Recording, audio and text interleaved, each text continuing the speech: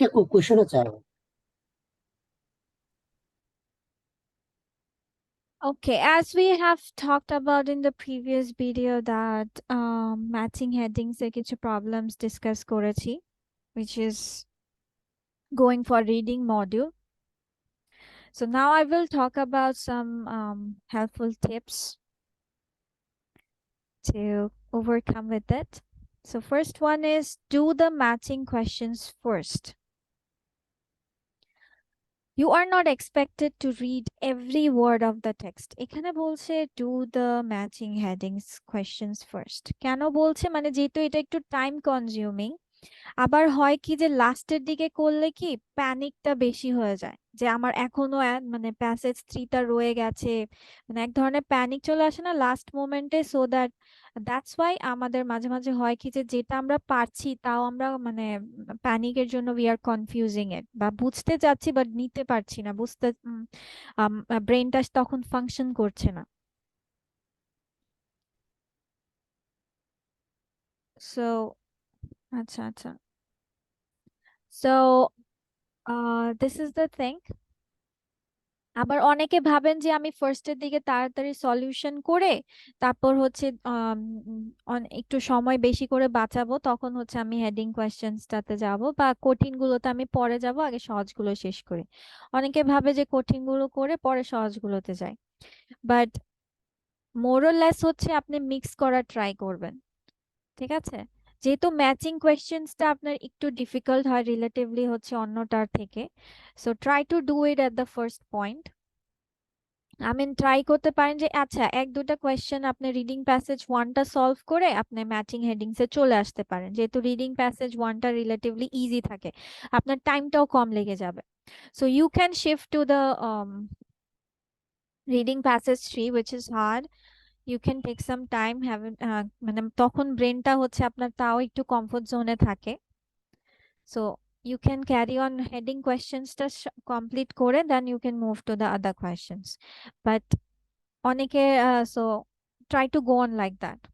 So it's up to you, এটা হচ্ছে আমার বেসিসে, but you can go up with your own self also. Now the thing is that you are not expected to read every word of the text. Yes, মানে এখন passage এত বড় বড়, মানে প্যারাগ্রাফ, প্যাসেজের প্যারাগ্রাফ গুলো এত বড় বড়, আপনি প্রত্যেকটা সেন্টেন্স পড়ে পড়ে পড়ে পড়ে বুঝতে চাচ্ছেন? নো।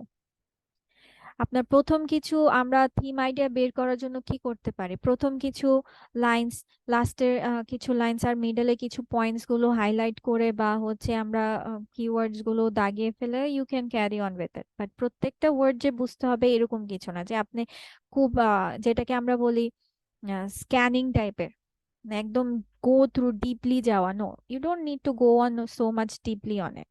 The overall থিমের জন্য just go with the first few lines, the last few lines and the middle portion of it by reading some points বা lines on it, একটা go through করা। Then cover up similar headings to make it easier to focus on differentiating them. হ্যাঁ, অনেকগুলো options থাকবে আপনার প্রায় same, এক দুটো ওয়ার্ডস খালি different.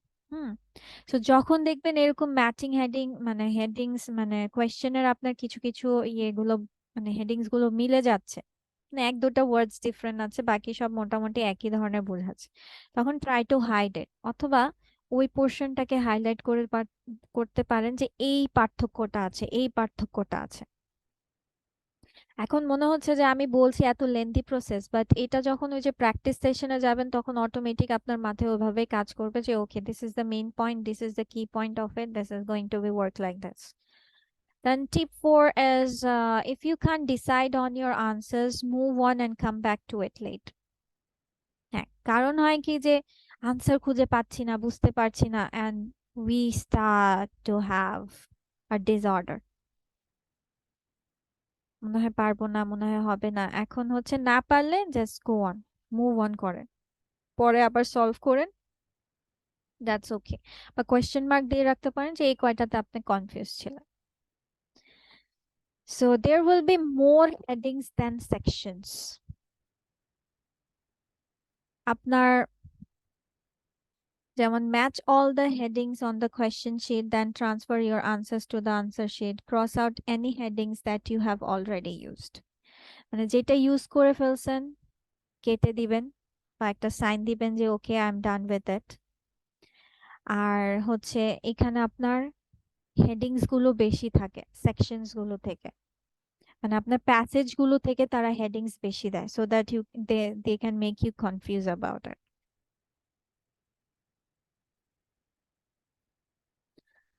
Then the last one is don't expect answers to be in the order as questions. মানে এতদিন ধরেন এখন যদি আমি রিডিং মডিউলের আরো অন্যান্য কোয়েশ্চেন গুলোতে যেমন যাই, যেমন true false not given, or yes no not given, sentence completions, then হচ্ছে আপনার আদার যে আপনার আইটেমস গুলো ওগুলো কিন্তু আপনার অর্ডার মেনটেন করে চলে। But labelling, diagram labelling and হচ্ছে আপনার এই ম্যাচিং হেডিংস এগুলো অর্ডার মেনটেন করে চলে না। যেমন if I go with an easy thing to say, যে আমরা ম্যাচিং যখন করেছি when we are doing matching in our academic life, দেখবেন এলোমেলো দেওয়া থাকতো, আমাদেরকে কি করতে হতো, we need to go match with the which is আপনার এটার সাথে যায়। সো এটাও same portion of it, same way.